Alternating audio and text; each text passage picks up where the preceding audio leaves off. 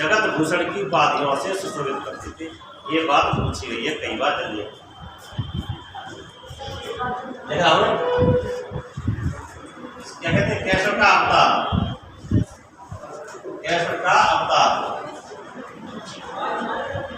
नहीं आ जाता, भूल जाता है के पास आ जाए। आया बेटा से केशव का अवतार,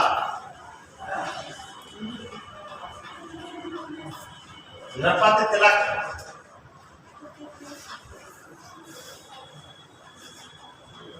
जगत भूषण, ये दिखाई दे रहा है यहाँ से, दिखाई दे रहा है कि नहीं देता इधर से लाइट मिल जाए तो अच्छा रहे। केशव का अवतार, नरपति तिलक और जगत भूषण।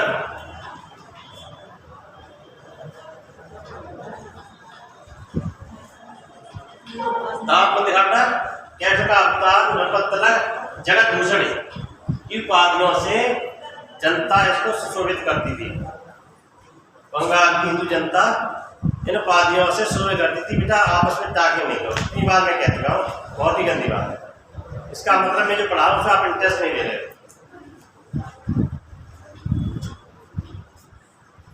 और इसके बारे में खास बात क्या है, रूप और सनातन ये तो दिया बेटा, पता नहीं। इसने बंगाल की राजधानी को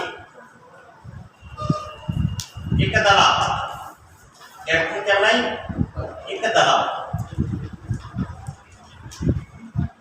बंगाल की कैपिटल एक दला बनाई।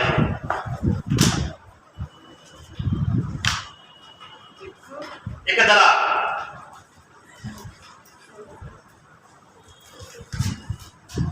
नीचे कितने दिखाई है, नीचे नीचे नहीं करो।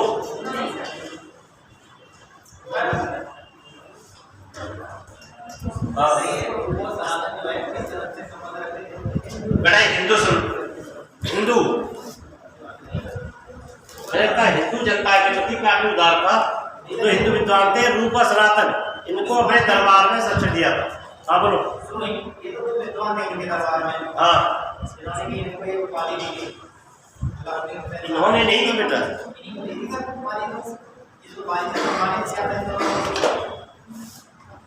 अलीतुल्लाह की उपाधि से धारण की थी हिंदू जनता के प्रति उदार दृष्टिकोण के कारण। इसके अलावा हिंदू जनता इसको केशव का अवतार, नरपति तिलक की उपाधियों से भी सुशोभित करती थी।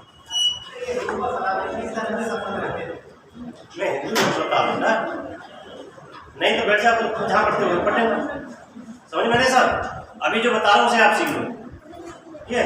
और ये पसंद नहीं आ गया तो आप रहने दो। इसने जो बंगाल में कुछ मस्जिद बनवाई वो याद रखेंगे।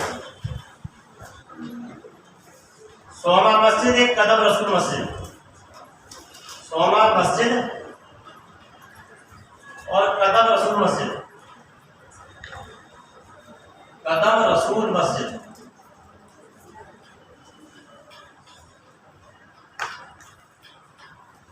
सोमा मस्जिद, कदम रसूल मस्जिद का निर्माण कराया इसने।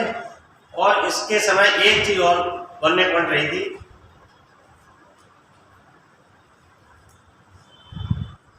कुछ सूफी संतों ने मिलकर के एक आंदोलन चलाया था। वो आंदोलन पूछा गया है कि सत्यपीर आंदोलन बंगाल के किस शासक के समय चलाया गया। अलाउद्दीन हुसैन शाह के समय में सत्यपीर आंदोलन सूफियों ने चलाया था। सत्यपीर आंदोलन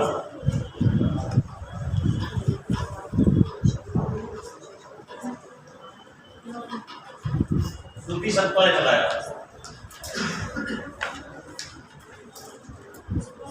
और इसके अलावा अन्य पॉइंट मैं डिस्कस नहीं करना था, ये ज्यादा अन्य पॉइंट है, मैं आप समझने की कोशिश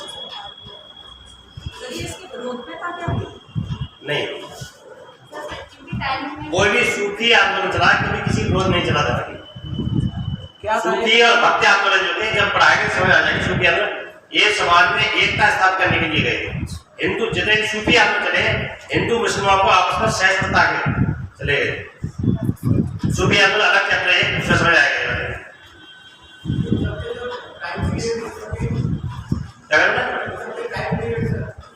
टाइम पीरियड नहीं पूछा जाता है, इसी मैंने किसी का टाइम पीरियड नहीं बताया, बंगाल के किसी शासक का टाइम पीरियड नहीं बताया।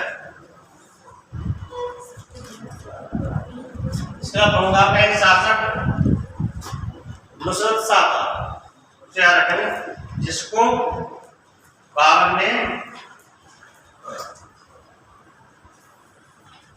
हराया था युद्ध में। किसने को हराया था? आगरा के युद्ध में। एक शासक नुसरत शाह जो बंगाल का ही था,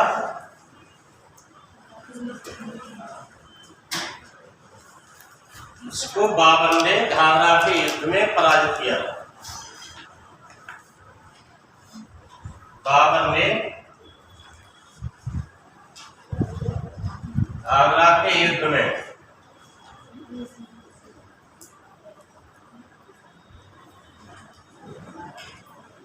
नुसरत शाह को पराजित किया था।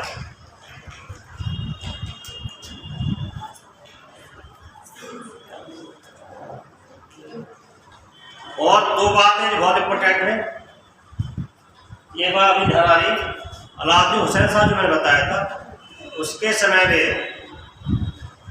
महाभारत का बंगाली में अनुवाद किया गया था, लेकिन नुसरत शाह के समय में बंगाली में महाभारत लिखा गया, बंगाली में रामायण लिखी गई। किसने लिखी? ये बात काफी बार पूछी गई है, जो मैं आपको बताऊं। तो बंगाल के शासक, वही बात रिपीट कर रहा हूँ, ये इसी बताओ, ये नुसरत शाह बंगाल का ये सब चीज अभी बंगाल ही चल रहा है। नहीं बेटा जगह नहीं है, इसलिए अभी बंगाल ही चल रहा है। बंगाल का कुछ बता दूंगी, अभी जो मैं बता रहा हूँ बंगाल के जो प्रांतीय शासक थे उन्हीं के बारे में बता रहा हूँ। अलाउद्दीन हुसैन शाह के बाद आया था। बात तो मैंने जो इम्पोर्टेंट है वो लेके हैं, तो बहुत से छोटे मोटे भी रहे, जो बड़े टॉपिक है वो ही ले रहा हूँ। नुसरत शाह उसको बाबर ने घाघरा के जो आया था, इसके समय में रामायण लिखी गई बंगाली में, वो रामायण लिखी कृतवास में, बंगाली भाषा में रामायण लिखी गई। रामायण किसे लिखी? कृतवास।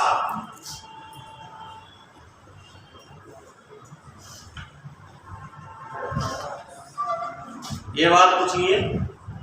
दूसरी बात, बंगाली भाषा में महाभारत लिखा गया है।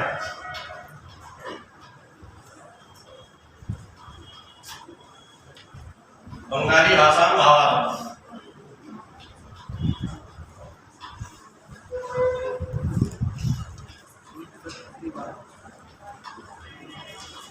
वो लिखा काशीराम में, बंगाली भाषा में महाभारत काशीराम। इसके बारे में हमने पहुंचा रखेंगे। इसके बाद मैं बताता हूँ जौनपुर के बारे में। तो ये बंगाल के स्वतंत्र राज्य के कुछ शासक ने बताए, उनके बारे में कुछ बर्निंग पॉइंट्स से उनको मैंने डिस्कस किया। जो बर्निंग पॉइंट्स मैंने बताए हैं, उन बर्निंग पॉइंट्स के बारे में पूछना हो आप पूछ सकते हो। उम्मीद करता हूँ यही आप सीख जाएंगे। आप इतना जब सीख जाएंगे जिससे डेटे जो कुछ होगा वो आपकी समझ अच्छी तरह से आने लगेगी। सर ये नाम जो लिखते हैं ये लेखकों के नाम है कि ये किताब? अभी मैंने क्या कहा, बंगाली भाषा में रामायण लिखी किसने? कृतवास। थोड़ी याद रखूंगा, ये लिख लो, मैं तो यह सब नोट कर देता हूँ। जो बोल रहा हूँ सुनकर ध्यान रखो, काम नहीं करेगा बेटा। बंगाली भाषा रामायण लिखी कृतवास ने, बंगाली भाषा में महाभारत लिखा काशीराम जी ने। ये वाले नहीं, वो वाले लगते। सर इससे पहले वाले अलाउद्दीन हुसैन शाह थे, उनके समय में उसके समय में भी अनुवाद किया गया था। किसने? ये नहीं, वो भी महाभारत का अनुवाद हुआ, अनुवाद किया गया था, लेकिन यहाँ पर नहीं वो भी बंगाली भाषा में, वहाँ भी बंगाली में ही हुआ था। लेकिन नुसरत शाह से बंगाली भाषा में महाभारत काशीराम ने लिखा। चेंजिंग भी थी सर दोनों के लिखने में, चेंजिंग भी थी दोनों के लिखने में। हाँ चेंजिंग, वो कौन से राइटर में? नहीं महाभारत तो एक ही जैसी होगी ना तो चेंजिंग उसने अनुवाद किया था उसके समय धन्यवाद को बदला उसे अनुवाद किया गया था एक ऐसे में लिखा था। हाँ ये लिखा सुनो इसमें क्वेश्चन कैसे पूछ जाएंगे ये इसके सब क्वेश्चन में पटक की जाएगी पूछाएंगे और नहीं बात आपस में डिस्कस नहीं मिला इससे क्वेश्चन रिलेटेड पूछाएंगे किसके समय में बंगाली भाषा में रामायण लिखी गई नुसरत शाह के समय में बंगाली भाषा में रामायण किसने लिखी कृत्यवास ने कृत्यवास ने पूछा जाए निर्णय से किसी रचना की कई ऑप्शन दिए हुए बंगाली भाषा रामायण बंगाली भाषा कुछ बंगाली भाषा कुछ ऐसे करें समझ रहे हो इस तरह से क्वेश्चन पुटअप किए जाते रहे पुटअप किए जाते रहेंगे आगे देखते हैं जौनपुर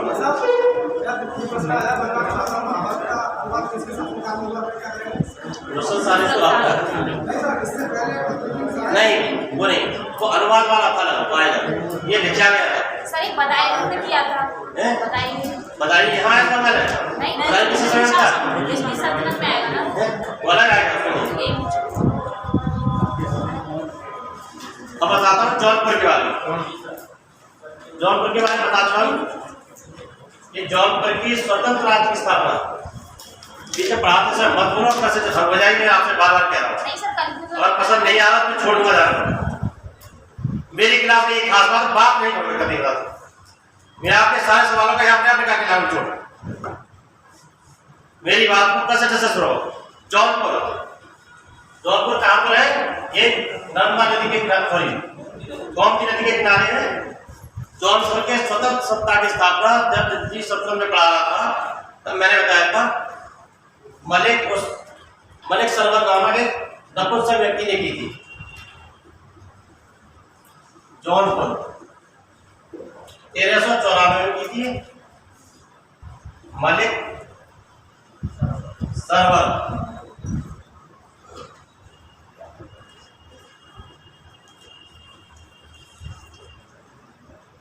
करके सर की वंश की स्थापना की थी कौन से वंश की स्थापना की सर की वंश की स्थापना की और इसने पाया कि मलिक उसर सिर्फ मलिक उसर की बोलते थे मलिक उसर सर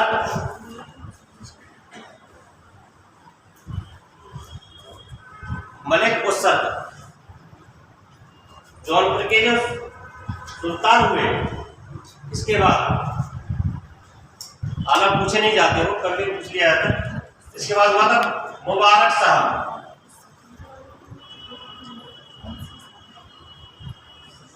इब्राहिम साहब सबके नाम क्या है सरकी है मुबारक साहब सरकी इब्राहिम साहब सरकी मोहम्मद साहब विक्रम सिंह महमूद साहब और लास्ट में रहा था हुसैन शाह सरकी HSS हुसैन शाह सरकी ये क्रम से है इसके बाद 1 2 3 4 5 लास्ट तक आप लोग होगा क्या लास्ट के हुसैन शाह सरकी को 1484 में बहनौर लोधी ने दिल्ली सल्तनत में बुला लिया था इसको बुलाया इसने बुलाया था इसको बुलाया 1484 में ये बहनौर लोधी पढ़ाया था तो मैं बताया था बहनौर लोधी ने दिल्ली सल्तनत में बुला लिया था जौनपुर की क्या खास विशेषता रहेगी जौनपुर के सभी सुल्तानों ने कला और साहित्य को बहुत अधिक राजकीय संरक्षण कर दिया जिसके कारण जौनपुर को भारत का सिराज ए हिंद कहा जाता था ये मैंने लिखाया भी है जब दिल्ली सल्तनत आया जौनपुर को क्या जाता था भारत का सिराज क्यों कहा जाता था जब जौनपुर के सरकी शासकों ने कला और साहित्य को बहुत अधिक राजकीय संरक्षण प्रदान किया था जिसके कारण जौनपुर को भारत का सिराज या सिराज-ए-हिंद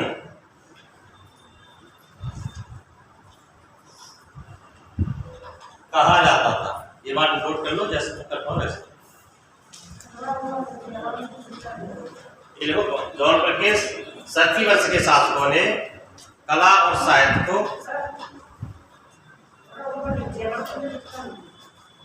तो बेटा आगे आ जाओ तो अच्छा रहोगे। पीछे वाला दिखता नहीं है? अच्छा ठीक है, यहाँ से ऊपर लिखा करो। आगे जौनपुर के सती वंश के शासकों ने कला और साहित्य को बहुत अधिक राजकीय संरक्षण प्रदान किया था, लिया, जिसके कारण जौनपुर को भारत का सिराज या सिराज-ए-हिंद कहा जाता था। इसको 1484 में बैनुल लोदी ने दिल्ली सल्तनत में मिला दिया। इतनी ही जानकारी रखेंगे जौनपुर के बारे में।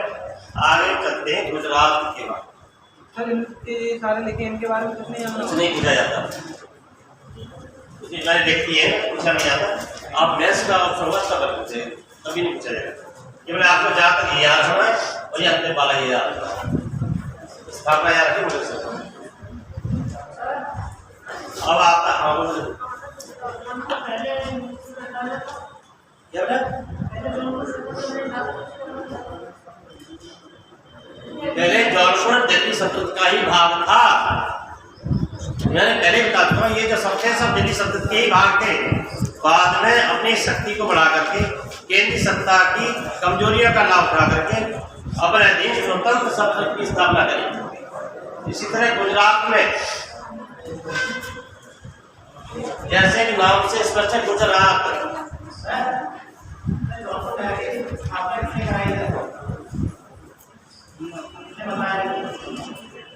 क्या बेटा? ये मुझे नहीं मालूम, तो बेटा मैं बता रहा हूँ, पढ़ लो, इससे ज़्यादा जानकारी मेरे पास मौजूद नहीं है। तुम्हारा एक बात मकसद है टीचर को डिस्टर्ब करना बेटा। मैं समझ चुका हूँ मैंने साहब, नहीं ये बता रहा हूँ मैं तुम्हारे जैसे बहुत ही क्लास पढ़ाई आप चिंता करें। नहीं मैं समझ रहा हूँ, तुम्हारा टीचर डिस्टर्ब करना तुम्हारा एक बात मकसद है, लेकिन 1% व्यक्ति की वजह से 99% व्यक्तियों को छोड़ा नहीं जाएगा। आपके सवालों में जवाब मैं दे रहा हूँ, बट ऐसे क्वेश्चन न पूछिए जो है ही नहीं। आप ऐसे कल कुछ बच्चे कह रहे थे कि पार्लियामेंट में 8 महीना क्या हुआ है, ऐसे क्वेश्चन पटक दिए जाते। ये पढ़ने का तरीका है आपका, बताइए। जो बंदा कसरत से पढ़ा रहा है पढ़ाने दीजिए। हम पढ़ा रहे जो पहले हम बताते हैं बनने पॉइंट्स बता रहे हैं, सारा सब कुछ नहीं पढ़ा रहा हूँ। अगर सारा सब कुछ प्राप्त एक ही पर पॉइंट बहुत टाइम रह जाएगा। मेरा एक बात मकसद है तो उनके जो बनने पॉइंट्स है जो कम से कम पूछे जाते हैं, उन फैक्ट को आपके सामने लाना बेटा। समझे? मेरी बात को समझने की कोशिश करेंगे। अब मैं गुजरात पढ़ा, गुजरात जैसे नाम सोचते हैं,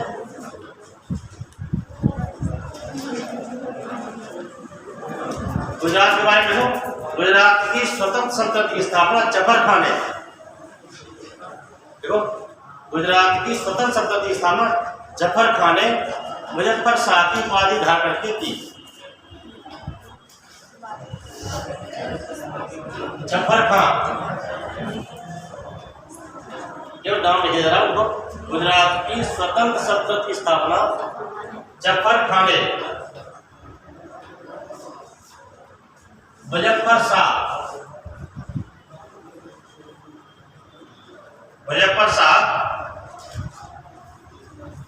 की उपाधि धारण करके की। और कब की है, बस ये ध्यान रखिए, 1391। और इस सारे रजसी में केवल 3 शासकों के बारे में आपके सामने डिस्कस करूंगा। गुजरात के हुए तो बहुत है, लेकिन 3 जो आते हैं उनके बारे में डिस्कस करूंगा। पहला डिस्कस में अहमद शाह, दूसरा महमूद बेगड़ा, और तीसरा बहादुर शाह। पहला अहमद शाह, इसके बारे में अहमद शाह। अहमद शाह ये हिंदू जनता के प्रति इसका दृष्टिकोण उदार नहीं था। अहमद शाह का दृष्टिकोण हिंदू जनता के प्रति उदार नहीं था। इसने क्या काम किए? जो बर्निंग पॉइंट्स थे, अहमदाबाद नाम सुना हुआ, अहमदाबाद की स्थापना इसने की। सुनो भी नहीं हुआ कैसे? पहले अहमदाबाद है कुछ नहीं था, अहमदाबादी है पुराना एक जगह थी, इसका नाम था असावल। क्या नाम था? असावल। असावल के प्राचीन नगर के स्थान पर इसने अपने नाम के साथ अहमदाबाद शहर की स्थापना की, जो आज तक उसी का नाम है। तो ये पूछा जाता है अहमदाबाद नगर की स्थापना किसकी? गुजरात के शासक अहमद शाह ने। पूछा जाता है अहमदाबाद नगर की स्थापना किसके स्थापना की? प्राचीन नगर असावल की स्थापना, जो मैं लिखे दे रहा हूँ।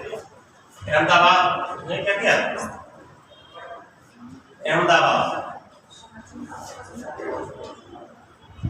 अहमदाबाद की स्थापना की। किसके स्थापना की? प्राचीन नगर असावल। ये देखो प्राचीन नगर असावल के स्थान पर इसने अहमदाबाद की स्थापना की।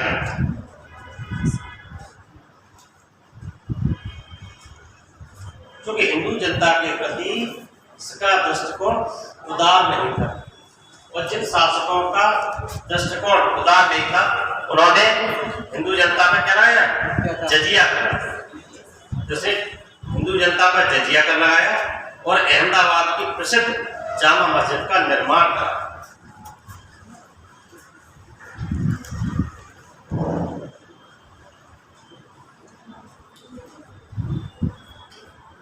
जामा मस्जिद अहमदाबाद वाली, अजय आगरा में भी जामा मस्जिद, दिल्ली में भी है, लेकिन जामा मस्जिद अहमदाबाद वाली जामा मस्जिद का निर्माण कराया। जामा मस्जिद का निर्माण कराया। और एक क्वेश्चन जो आईएएस में पूछा गया, जिसे पूछा बहुत इंपॉर्टेंट, जो इसे समझना, ये बात समझ आएगी ना? इसका क्वेश्चन कैसे उत्तर किया जाता है? फिर एक बार रिपीट कर देता हूँ। अहमदाबाद सुनाई समझे? अहमदाबाद की स्थापना किसने की? अहमद शाह। अहमद शाह और भी हुए, ये गुजरात के शासक अहमद शाह। ठीक है, अच्छी तरह से समझा। अहमदाबाद नगर की स्थापना किसकी जगह की? प्राचीन नगर असावल के स्थान पर। अहमद शाह का दृष्टिकोण हिंदू जनता के प्रति अनुदार था, उदार नहीं था, इसलिए उसने क्या जजिया थोप दिया था। और जजिया वसूल करने की 3 कैटेगरी होती थी, अलग टाइप की वो अलग। और उसने अहमदाबाद की प्रसिद्ध उस समय की जामा मस्जिद का निर्माण किया। और इसके समय में तो कई बार आया, मिस्र का एक विद्वान आया था जिसका नाम था बद्रुद्दीन दमामीनी। मिस्र का एक विद्वान था बद्रुद्दीन दमामीनी। वो जब जहाँ आया और अहमद शाह के दरबार में गया तो उसने देखा, और जो उसने लिखा है वो क्या लिखा है वो भी पूछा गया। एक बार क्या उसने एक ऐसा वर्ड लिखा जो पूछा जाता है, ठीक है, वो मैं लिखा। इसके दरबार पर आया बद्रुद्दीन दमामीनी, मैं नाम लेता हूँ, जो बोलता वो लिख दिया करो। बाद में ऐसे ही लिखोगे तो क्या समझ आएगी? क्या चीज़ है? तूने अहमदाबाद असावल लिख दिया तो समझ नहीं आएगा। तुम कैसे लिखोगे? अहमदाबाद की स्थापना करी, प्राचीन नगर असावल की स्थापना। मैं अच्छी नाम नहीं लिख पाऊंगा, यहाँ दिखाई दे रहा है इसलिए बद्रुद्दीन दमामीनी। बद्रुद्दीन दमामीनी ये कहाँ से आया था? मिस्र का विद्वान था। मिस्र का विद्वान था जो कि अहमद शाह के दरबार में आया था। नाम क्या था? बद्रुद्दीन दमामीनी। बद्रुद्दीन दमामीनी के शासन के समय आया अहमद शाह, गुजरात के शासक। कहाँ का था वो? मिस्र का। और इसने क्या कहा? इतनी बात समझाएंगे। इसने अहमद शाह के बारे में कहा कि वह अहमद शाह सुल्तानों में विद्वान और विद्वानों में सुल्तान है। जैसे ये सवाल जब कैसे पूछा गया ना, ये पूछा गया किसने कहा अहमद शाह के बारे में, किसने कहा कि वह विद्वानों में सुल्तान, सुल्तानों में विद्वान, इस तरह से पूछा गया। इसने जो कहा था वो लिख लो ना, पूछा गया वह से मतलब कौन? अहमद शाह के बारे में। वह वो है इतना लिख लिया नहीं? ये बोलूँ मैं? मेरे साथ बोलो आगे। देखो वो है विद्वानों में सुल्तान और सुल्तानों में विद्वान था। ये बात बदरुद्दीन दमागिनी ने अहमद शाह के बारे में, जो मिस्र का विद्वान था, अहमद शाह के दरबार में आया। अहमद शाह के बारे में जो बल्ले पॉइंट से खरीदा हैं। इसके बाद गुजरात का महानतम शासक आता है। पूछा जाए गुजरात के प्रांतीय राज्य का महानतम शासक कौन था? वो है महमूद बेगड़ा। बेगड़ा क्यों कहा जाता है? ये वास्तव में बिगड़ा हुआ इंसान था। हाँ बताओ, ये लिखिए नहीं किसी मस्जिद का आगे जावा लगा होता है, जावा का मतलब क्या होता है? क्या चीज? हर मस्जिद का आगे जावा मतलब यार से बता दूंगा उसका विजन है। जामा क्यों लगा होता है ये बता दूंगा, अभी बता दूँ। फट जो है जो बताना है वो एग्जाम में नहीं आता था। वैसे आगे जामा क्यों लगा होता है किसी भी एग्जाम में पूछा गया ना पूछा जाएगा, पर तो बता दूंगा। जी यहाँ पे बता दूंगा, ये बात पूछा कर सकते सुनिए।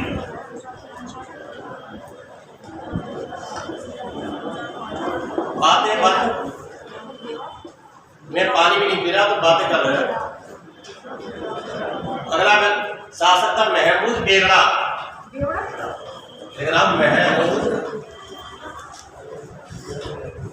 महमूद बेगड़ा बेगड़ा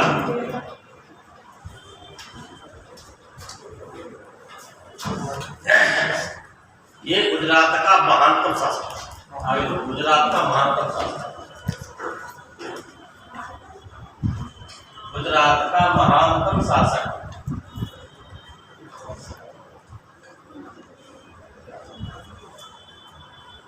इसके बारे में कुछ ऐसी अजीब गरीब बात बताएंगे आपके उत्तर है। सुनिए, महमूद बेगड़ा ने गुजरात में पहाड़ियां हैं, गिरनार की पहाड़ियां, चंपा देवी पहाड़ियां, इधर है किस साइड है? उस साइड का जो ग्राम है यहाँ पे, इधर है जोरोपीडी। उसके पास इसने नगर की स्थापना की जिसका नाम था मुस्तफाबाद। मुस्तफाबाद मुस्तफाबाद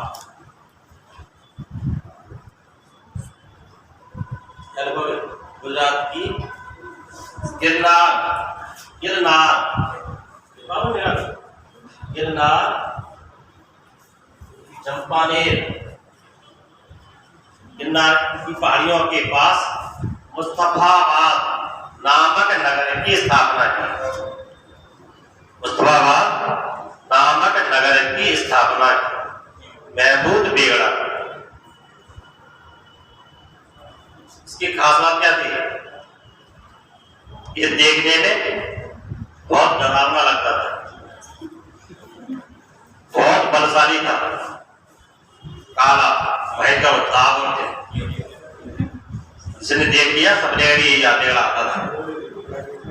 और सुनो, ऐसे ही नहीं, इसके दरबार में पुर्तगाली यात्री आए थे। तो एक आया था पार्थेमा और एक आया था बारबोसा। दोनों ने इसकी अजीबो गरीब हरकतों के बारे में बहुत कुछ लिखा है, बट वो तो हरकतें जो पूछी गई परीक्षा में लोग बता रहा हूँ, बहुत सी हरकतें नहीं बता रहा हूँ। पार्थेमा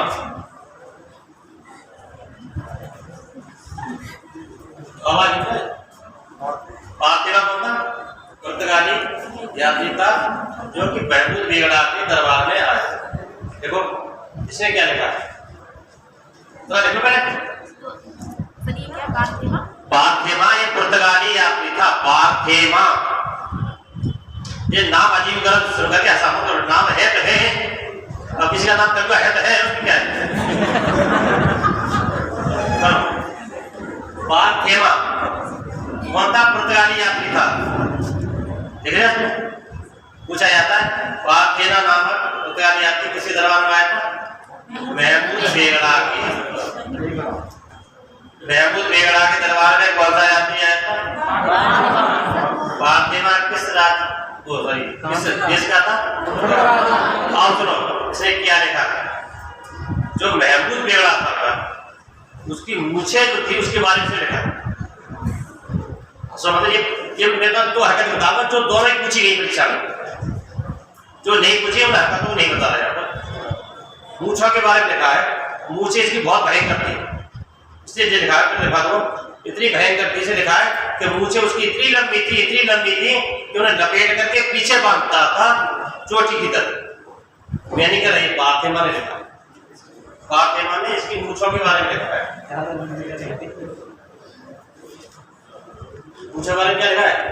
फातिमा ने मूछों के बारे में लिखा है कि इसकी मूछें इतनी लंबी थी उन्हें लपेट कर पीछे बांधता था, इसने लिखा है। मैं तो देखा नहीं, ठीक है।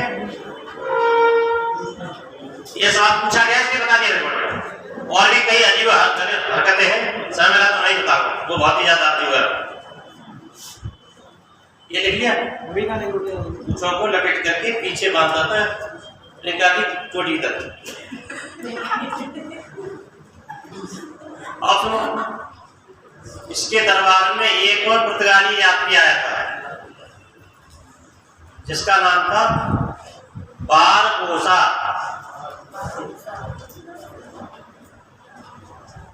डोसा नहीं है, बारबोसा, बारबोसा। आप सुनो बारबोसा के बारे में। एक दरअसल महमूद जो बेगड़ा था ना, वो जब छोटा था तो छोटे बचपन से ही उसे विशेष तरह के जहर का सेवन कराया गया था। महमूद बेगड़ा तो उसका शरीर इतना जहरीला हो गया था, और आपने हाथ लगा के लगा दिया गए, और जो काट लेता था तो गए ही कम। उसे लिखा क्या है? और सुनो, अगर कोई मक्खी इसके ऊपर बैठ जाती है ना महमूद बैठे तो वो तुरंत मर जाती, इतना जहरीला था। ये मैं नहीं कह रहा, ये बारबोसा ने लिखा है। ये बारबोसा लिखता है कि महमूद बेगड़ा के शरीर पर, देखो बारबोसा लिखता है, बारबोसा लिखता है कि महमूद बेगड़ा के शरीर पर यदि कोई मक्खी बैठ जाती थी, महमूद बेगड़ा के शरीर कोई मक्खी बैठ जाती थी तो वह मर जाती थी।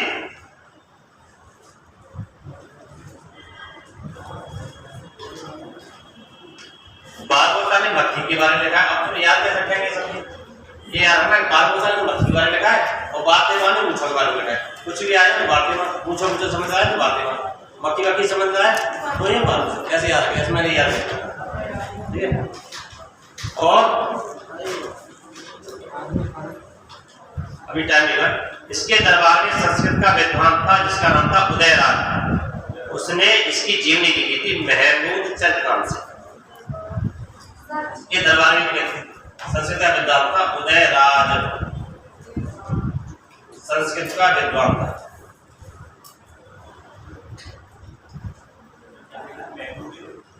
संस्कृत का विद्वान था।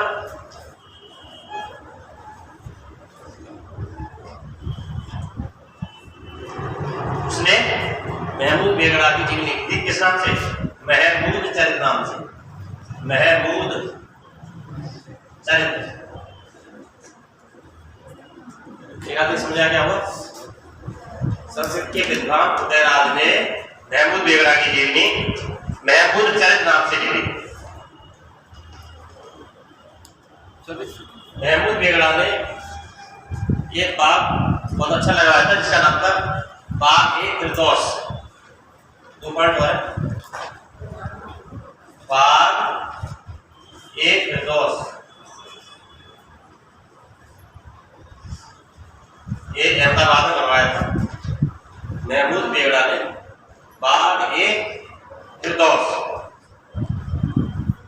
और जो द्वारका है, द्वारका का नाम सुना होगा। महमूद बेगड़ा ने द्वारका पर आक्रमण करके उसको अपने कब्जे में लिया, तो इसको द्वारका विजय का ही इसको श्रेय है। द्वारका विजय, द्वारका विजय।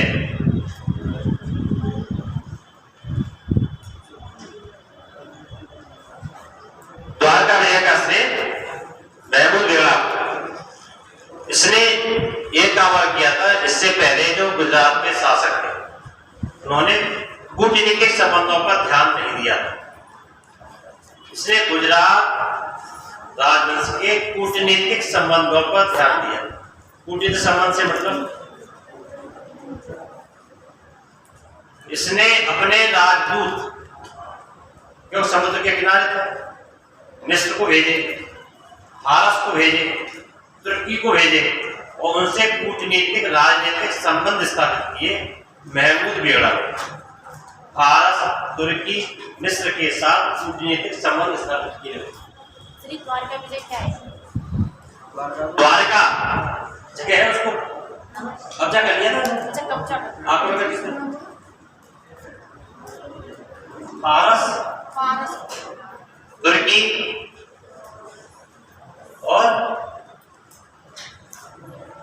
मिस्र के साथ कूटनीतिक राजनीतिक संबंध स्थापित किए। महमूद बेगड़ा ने फारस, तुर्की, मिस्र इत्यादि देशों के साथ कूटनीतिक राजनीतिक संबंध स्थापित किए। महमूद बेगड़ा के बारे में कुछ बनने पढ़ते जो अब तक पूछे गए हैं, इससे संबंधित ये पूछे जाते हैं। और एक शासक था मुगल शासक बहादुर शाह। ये वही बहादुर शाह था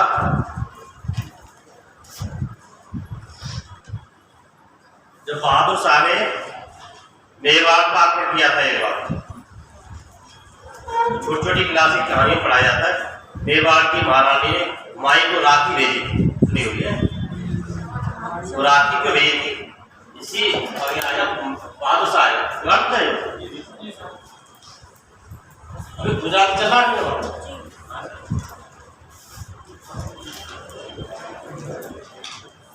बहादुर शाह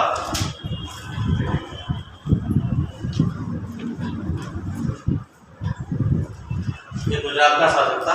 जब बहादुर शाह ने मेवाड़ पर आक्रमण किया था तो वहां की महारानी ने बहादुर शाह के आक्रमण से बचने के लिए वायु के पास राखी भेजी थी। सोचिए ये कहानियों में है, जो लिखाने में लिखा होगा, मैं समझो ये छोटी छोटी क्लास की कहानी में पढ़ा होगा, बच्चों पढ़ाई जाती है आगे। लेकिन वायु समय पर सहायता नहीं दे सका था।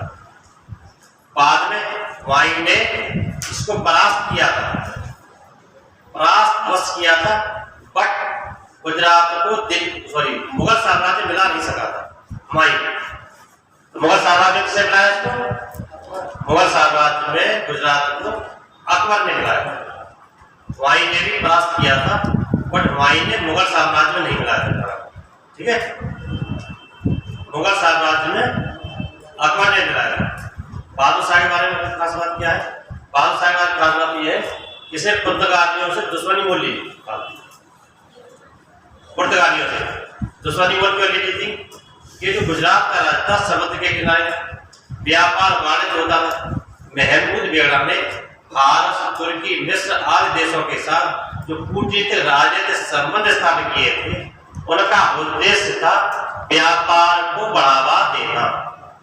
ठीक है, उस व्यापार के बढ़ाने में ये पुर्तगाली जो थे वो दखल देते थे। जब गुजरात के साथ जहाज जाते थे बोले टैक्स, हम तो समुद्र के स्वामी हैं। पुर्तगाली जो थे ना अपने आप को समुद्र के स्वामी कहते थे। उस चक्कर इसका झगड़ा हो गया था।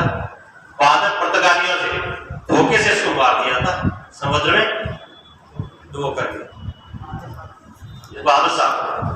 पुर्तगालियों ने बात उसके बारे में लिखो कि वायु ने प्राप्त किया, वायु ने प्राप्त किया, परंतु मुगल साम्राज्य में नहीं मिलाया। बहादुर शाह को हुमायूं ने परास्त किया।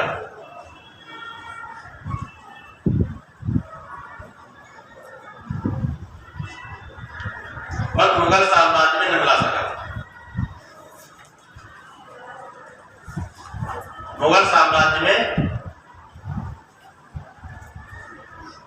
गुजरात को अकबर ने मिलाया। बहादुर शाह को अकबर ने मिला दिया। अकबर ने सर किसको हराया था? इसी ने यही था। बहादुर शाह को तो हुमायूं ने हरा दिया। हाँ, लेकिन उसको भाई का बेटा अकबर था।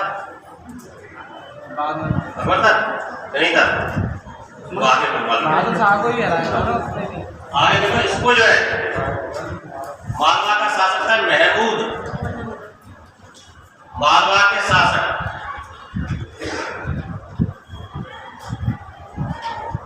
महमूद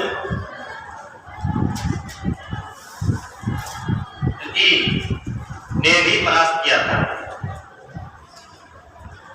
ने भी परास्त किया।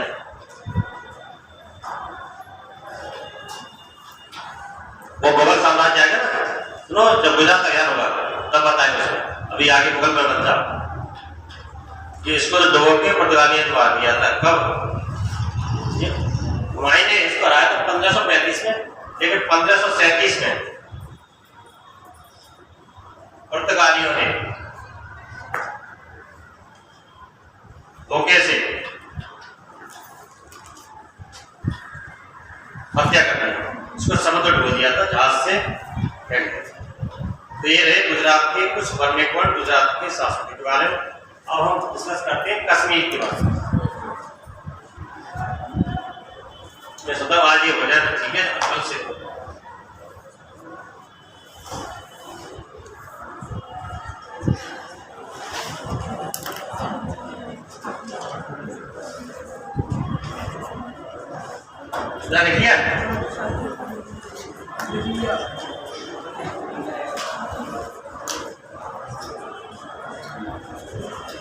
बात में गैप ले लो, बताइए।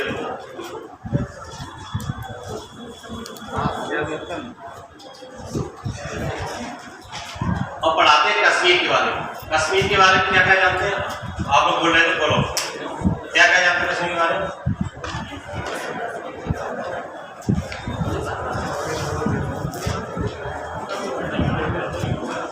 आपस में नहीं, मुझे बता कश्मीर क्या क्या जानते हैं? कश्मीर को भारत का स्वर्ग कहा जाता था, ये कहानी पढ़ा था। कश्मीर को भारत का स्वर्ग कहा जाता है, अभी कहा जाता है। क्यों कहा? स्वर्ग में ले जाता था कश्मीर को भारत का स्वर्ग कहा जाता था।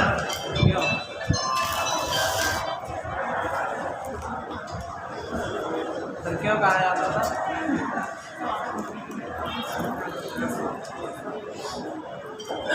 ये जहांगीर समय में आ गया था। जहांगीर समय उसका बताया, जहांगीर से डिस्कस करते अभी इस पॉइंट को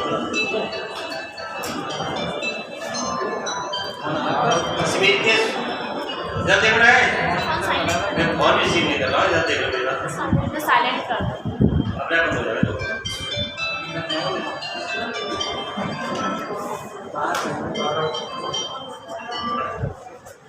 हेलो, हाँ हाँ,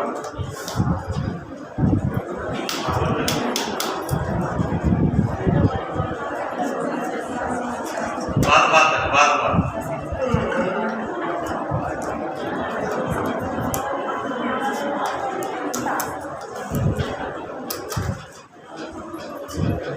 कश्मीर में बेटा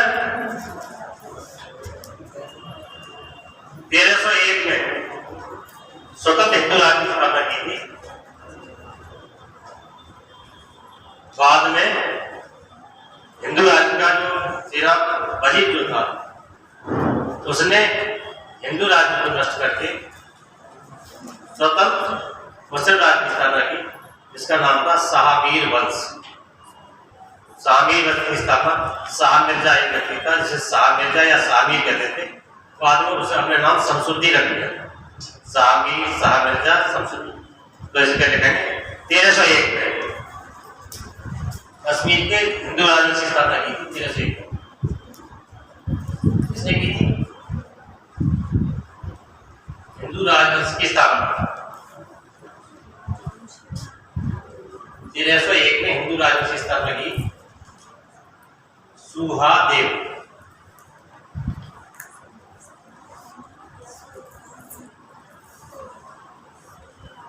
कश्मीर में स्वतंत्र हिंदू राज्य की स्थापना 1301 में सुहादेव ने। सन 1339 में सुहादेव के वजीर, इसका नाम था शाहमीर। 1339 में मैं कश्मीर के 2 शासकों के बारे में बताऊंगा जो बहुत इम्पोर्टेंट है और ज़्यादा। अभी देखिए स्थापना के बारे में बता रहा हूँ। 1339 में सुहादेव का एक वजीर था जिसका नाम था शाह मीर या शाह मिर्जा। उसने सुहादेव की हत्या करके शाह मीर वंश की स्थापना की। शाह मीर वंश की स्थापना की।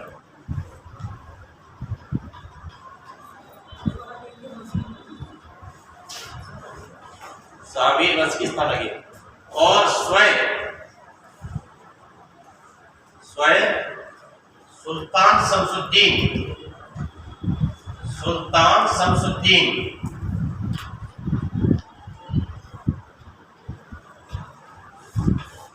के नाम से सत्ता ग्रहण की। तो जितने नाम हुए शाह मीर, शाह मिर्जा और शमसुद्दीन, सुल्तान शमसुद्दीन नाम से। तो 301 याद रखेंगे, 327 रखेंगे बस। लेकिन जैसे बोलते हैं दिल्ली सल्तनत की स्थापना किसने की? कुतुबुद्दीन ऐबक ने की। दिल्ली सल्तनत का वास्तविक संस्थापक कौन था? इल्तुतमिश। उसी तरह अगर इसे 2 क्वेश्चन बनते हैं, कश्मीर के शाह मीर वंश की स्थापना किसने की? शमसुद्दीन ने। बट कश्मीर के शाह मीर वंश का रियल फाउंडर वास्तविक संस्थापक कौन था? सुल्तान शिहाबुद्दीन। वो शमसुद्दीन अलग है बेटा। शाहवी वंश और शाही वंश सुहादेव हिंदू राज की स्थापना की थी। मैं सब रिपीट कर देता हूँ। सन नहीं आ रही आवाज? बात ऐसे शेयर करता आ रही है? बड़ा क्या कह रहे हैं?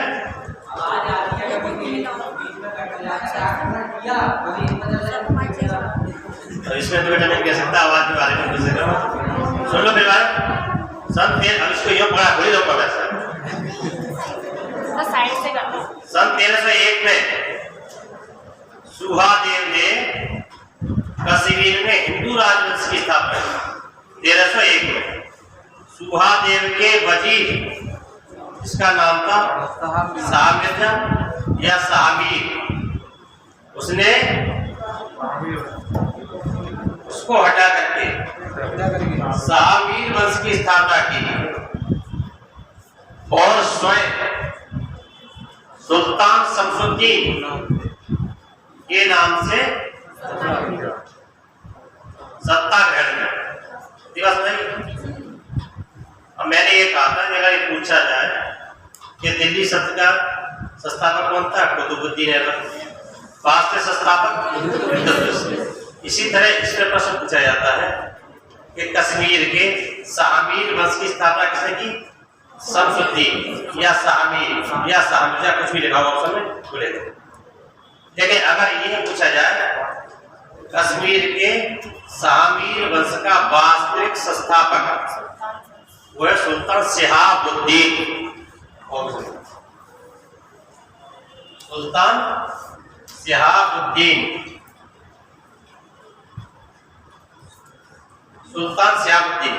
उसे करेंगे काला वाला आया बढ़िया से। सुल्तान शिहाबुद्दीन।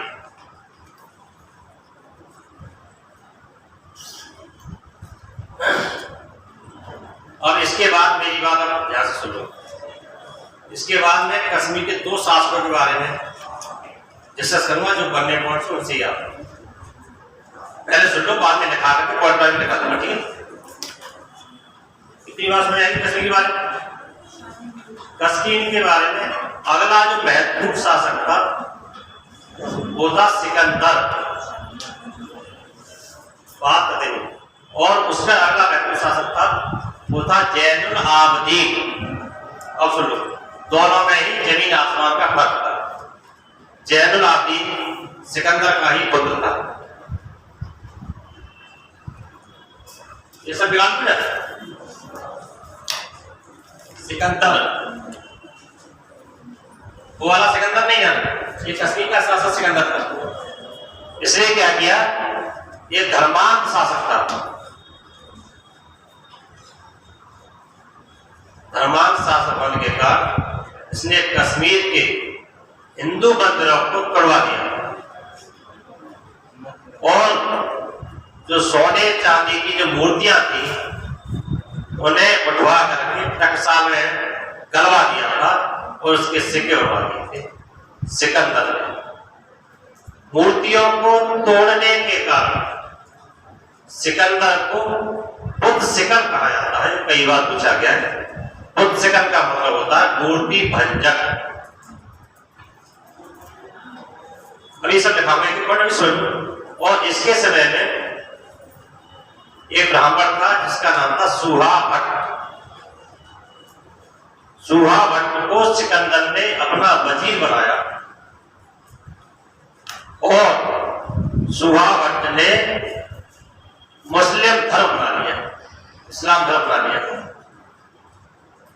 फिर जब सूहा भट्ट ने महसूस किया कि मैं अकेला ही इस्लाम धर्म क्या बनाऊं, उस समय कश्मीर की 98% से भी ज्यादा जनता हिंदू धर्मावलंबी थी। तो सूहा भट्ट ने जब मुस्लिम धर्म बना लिया तब उसने सुल्तान सिकंदर से एक आदेश निकलवाया कि कश्मीर के सभी ब्राह्मण और हिंदू विद्वान मुस्लिम धर्म अपना ले 3 दिन के अंदर, अन्यथा की स्थिति में वो कत्ल कर दिए जाएंगे या वो मुस्लिम धर्म नहीं अपना रहे तो कश्मीर घाटी को छोड़ जाए। सूहा भट्ट ने सिकंदर से आदेश निकलवाया, जिसके कारण काफी लोगों ने मुस्लिम धर्म अपनाया और घाटी से काफी लोग पलायन कर गए। ये थी इसकी विशेषता। लेकिन इसके जस्ट अपोजिट था सुल्तान जैनुल आबदीन, जो इसका पुत्र था। इसने जितने भी बुरे काम किए उससे भी ज्यादा बढ़िया काम किए। तो सिकंदर के बारे में देखते, ठीक है, जो पॉइंट बाय पॉइंट स्टडी। पहली चीज मैंने नाम बताया, पुत्र सिकंद, बोला पुत्र सिकंद। इसने क्या पुत्र सिकंद कहा जाता है? पुत्र सिकंद, पुत्र सिकंद का मतलब होता है मूर्ति भंजक, क्या होता है ना, मूर्ति भंजक। जो सिकंदर को बुद्ध शिकन कहा जाता है। क्यों कहा जाता है, मैंने अभी आपसे आगे डिस्कस कर।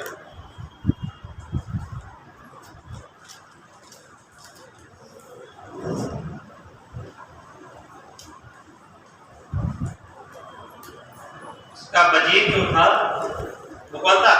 सूहा भट्ट। उसने ब्राह्मण धर्म छोड़ करके बौद्ध धर्म लाने के लिए प्रेरित किया था सूहा भट्ट।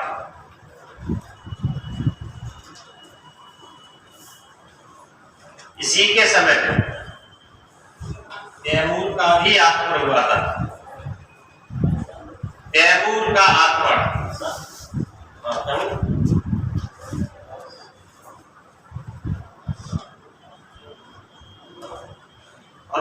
उसके समय तैमूर का आक्रमण हुआ था, ठीक है। और मैंने बता दी बात, उसको मैं देखा समझता ही हुई। इसके बाद नाम है जैनुल आबदीन। जैनुल आबदीन कई गुना बढ़िया व्यक्ति था, वो आदम था, ठीक है ना। तो मैं सोचता हूँ आज ये समझ आया होगा आपके, हैं? इससे मुलाकात आप करोगे, कुछ टाइम ज़्यादा हो गया, ठीक है। हो नहीं पाएगी।